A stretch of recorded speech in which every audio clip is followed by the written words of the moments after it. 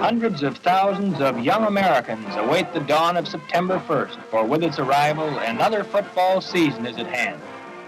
Throughout September and the shortening days of October and November, football is king, and these young men become part of a game stressing competition, initiative, and imagination. In the 80-odd years since the first intercollegiate football game was played between Princeton and Rutgers, football has grown from its infancy to the broad-shouldered giant of American spectator sports.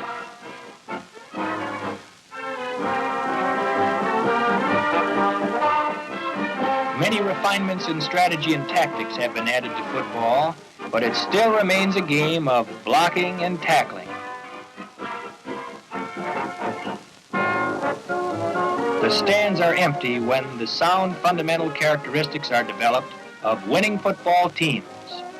To best teach these fundamentals requires careful practice planning and simple but effective drills. Each coach must know the operation of these teaching drills along with coaching points to stress and the safety factors which help minimize needless injuries. All workouts should begin with 5 minutes of calisthenics. Exercises may be conducted in perfect unison to encourage pride in team effort and to exercise mental discipline and strict adherence to instructions. It's important for the players to know the value of drills in building a fundamentally sound team.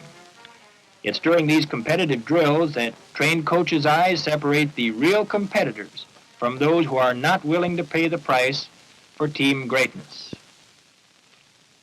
And now, let's go to the Gamecock drill, which features 2-on-1 tackling. About 8 players are lined up just outside of a chalk circle 30 feet in diameter. One player, we call him the Gamecock, is in the center of this circle. As he starts to turn, all players assume a balanced football position and start moving their feet. The Gamecock makes his break, and now it becomes the job of the players on either side of his escape route to knock him over backwards. This drill is a good morale builder as teammates join in their effort to completely defeat the oncoming ball carrier.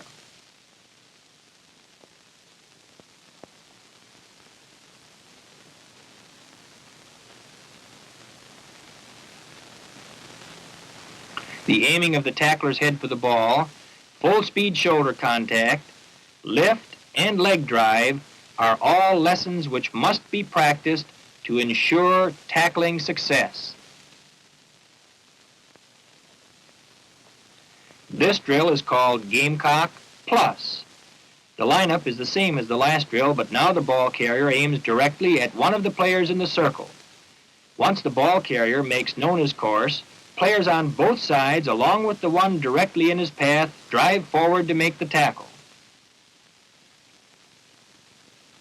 Both the head-on and side tackles are practiced in this gang tackling variation of the Gamecock drill.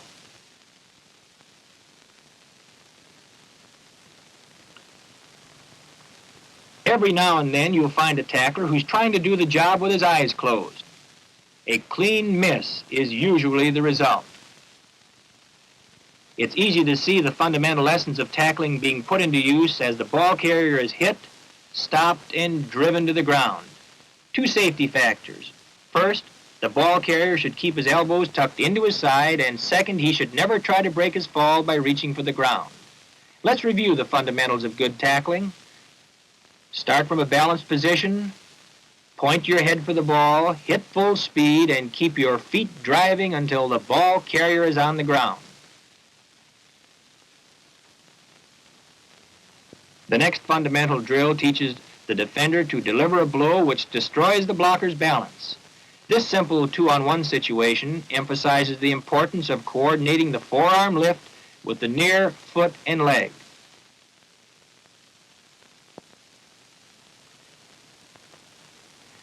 Football is a game in which you are either doing the hitting or you're being hit.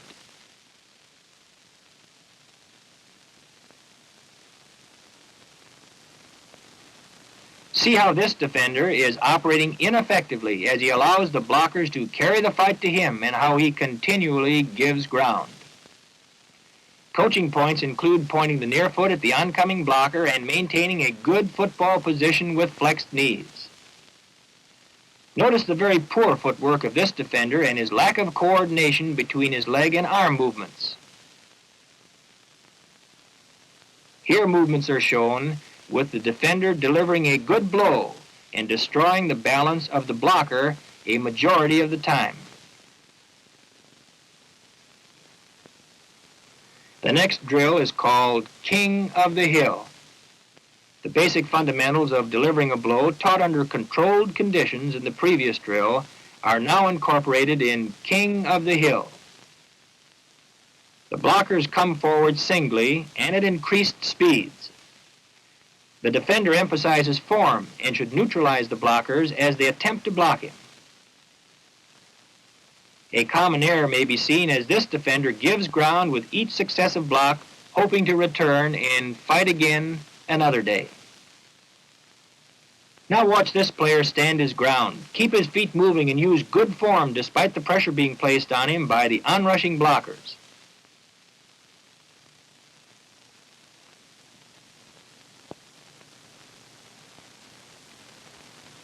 Everyone has a chance to practice both blocking and delivering a blow as the group rotates through the position of King of the Hill. And now let's see if the blockers can knock the king out of the square.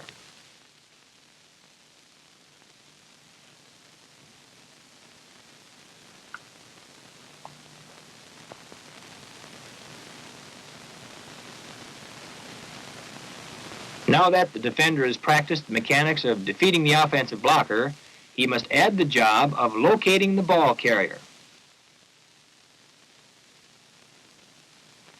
The coach stands behind the offensive blocker and indicates the direction of the ball carrier by moving a ball held in his hands.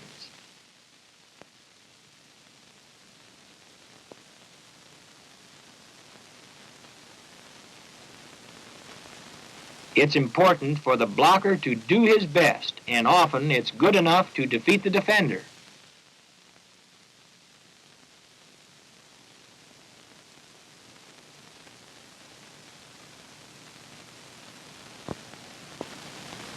The same defender does a much better job moving laterally in good football position after neutralizing this blocker. Delivering a blow is just as important in close line play. The defender is not aggressive enough and allows the blocker to carry the fight to him. When this happens, the defender usually can't recover fast enough to intercept the ball carrier. Here's an excellent example of the tackle in white delivering a fine blow and spinning into pursuit. Notice the coordination of the leg and arm lift as he destroys the balance of the blocker in red.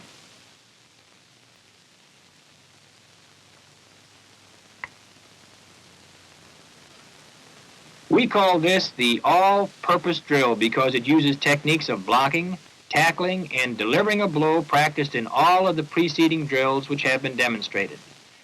The drill takes place between two dummies which are about 7 feet apart. The all-purpose drill gives both blocker and defender the chance to show they can handle the man just across the line. Sometimes the offensive man triumphs. Other times the players battle to a draw and the tackle is made well downfield.